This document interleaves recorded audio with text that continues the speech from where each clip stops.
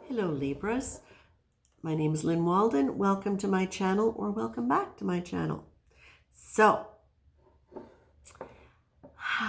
the first thing that I saw as I was preparing the cards was this image of you, as though 3/4 of you were kind of solid and quiet over here, maybe even just dark, maybe just not so exposed.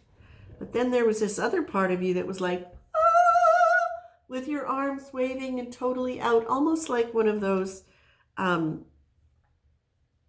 air things that they have flapping around outside of car dealerships to get your attention. That kind of almost chaotic movement that seemed to have no real purpose or function. And so then as I saw the cards coming up, I looked at it and I thought, okay, I'm going to read you the names of the cards in case you decide you want to fit them together differently.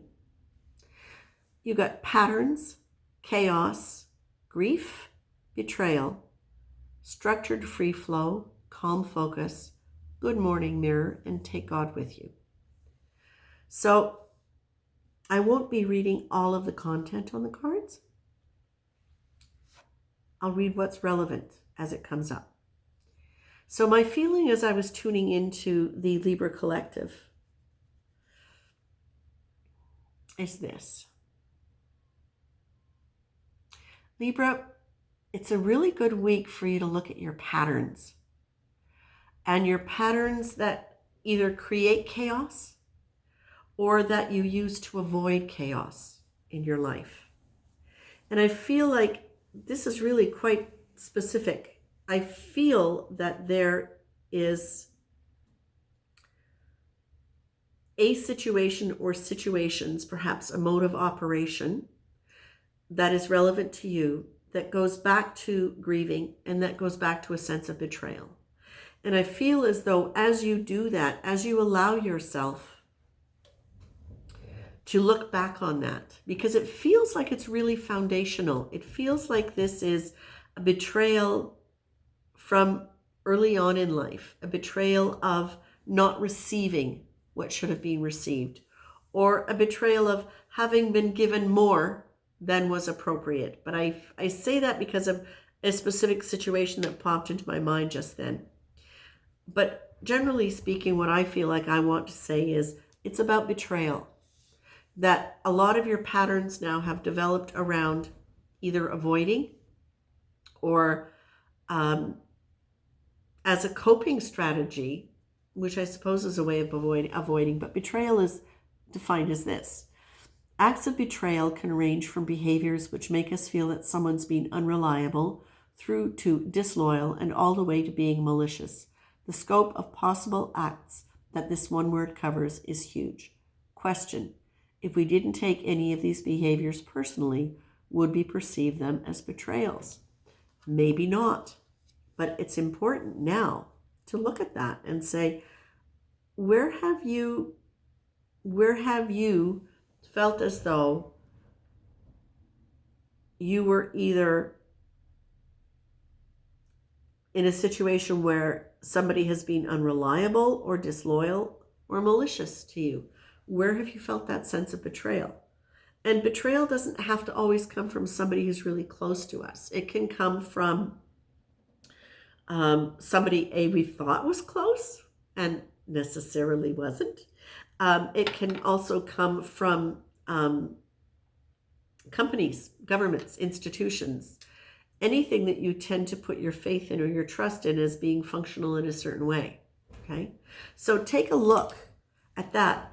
And whatever grief you have around that, because this grief is it's actually a very high energy because it's associated with ether, which is expanse and space. And it's associated, in Ayurvedic terms anyway, certainly as interpreted by polarity therapy, it would be considered to be the first loss, the separation from source, from God.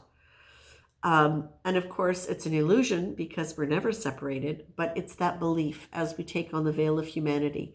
That is said to be the first grief, which is one of the reasons why experiencing grief and really processing it and working through it in our life, in our human life, is so expansive and has the potential to create such huge changes in our lives.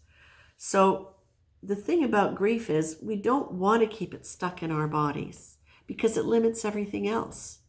And you may have breakout moments where you're free, but for the most part, unprocessed grief becomes a very heavy and a very stagnant energy. And it's not something that allows for a lot of stability. Because it's about ether, it's about space, it's about being ungrounded.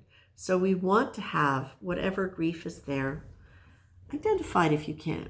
And however you choose to work with it, of course, you know, I don't know if you know, but I'll say it in case you don't, wherever there is an increased sense of trauma in a system, before you go digging deeply into some of these emotions, it's really, really valuable to make sure that you have the psychological support you need to do that with a psychotherapist or a counselor of some kind. But it really feels to me as though what you're being told is, now's the time for you to be able to do this and to get to the bottom of things in a way where it sets you free, so that grief and betrayal and a sense of loss does not continue to create chaos in your life and not lead you to feel as though you need somebody else to ground you, to make you solid, and to give you a place in the world. Because Libra, you've got a place. You are fantastic. You're amazing people. You're capable of so many different things. And it's something that I would really, really like for Libras to realize, is that they have the power. It's often felt to me as though Libras feel as though they don't have the power, that they're being ruled by their past or by situations that have created a context that they feel like they can't get out of, or that they are disempowered by. Libra couldn't be farthest from the truth. You are strong-minded people. You just simply have to decide where you're putting your mind. And that's the thing, is you can be so distracted because your mind can be so all like this. Excuse me. Here we go. Beautify myself for my Libras. You can do it. And part of the way you can do it is by deliberately setting yourself the intention. And I'm getting this structured free flow card a lot. So it's not just you. We are in a time right now where we can be so caught off guard by things that are going on in the public, where we can be so drained and pulled down. And certainly by choices we have to make in our own lives, because that never stops. Libra, you're being asked to please pay attention. I love you.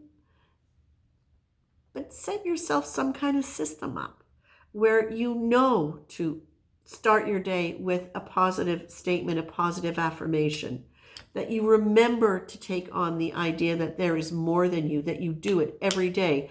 You're getting consistency here in your reading is very important. So I'm going to start with the morning one. Today, stand in front of the mirror, greet yourself, good morning. Address yourself by name. Hi, Lynn. How you doing? Good morning. Now wish yourself the kind of day and kinds of experiences you'd like to have. I'd like to have a day full of miracles. I would like to have a day that's peaceful and calm, but flows beautifully and aligns with my desire to be healthier in my way of treating myself, for example. Maintain eye contact with yourself and breathe deeply, calmly, fully. Yeah, okay. Notice as you take your time that the list of wishes may grow. Don't be shy. Say farewell to yourself and be on your way. And take God with you. If you already believe in some form of deity, such as God, Allah, unified field, divine presence, begin your day by saying hello. Hi, God. Every hour or more, say hello again and invite this presence to be with you today. Hey, it's me, just checking in. Glad you're still with me. Or, if you don't believe, I don't really know if you're there or not, if you do even exist. But if you do, welcome to my day. And trust me, I used that one a long time ago, and it did not fail me. It's amazing what can happen. So my friends, my Libras, this is a great week. Look at your patterns. Don't be afraid of them. They're not going to create chaos. They're going to move you through and beyond chaos. Don't be afraid to look at where you felt let down and where there is still sadness and grief around that, because it may take you back to a place you have not let yourself feel emotions around. It's okay. You can be angry with somebody that you love, or somebody you have loved, or somebody you should have loved but didn't, or somebody who should have loved you but didn't quite know how to do it. There are all sorts of permutations, but if you can, take a look at those things now while maintaining a calm focus, and creating that structured free flow where you are deliberately intending the kind of day that you want to have, and you are taking on your perception of divine force with you. Ooh, computer just came on. Now I'm a different color. Okay, that's it. Libra. Over and out. Have a great week. You've got all you need. What it's telling you basically is don't worry. Set yourself up a structured structure. Stay in a calm focus. Good morning, mirror. And take God with you. And you should find that moving through some of this old stuff is not quite as difficult as you imagined it might be. Okay? Have a great week, and I'll be back. And if you feel inclined to leave a thumbs up, a comment, I would love comments. I will answer them.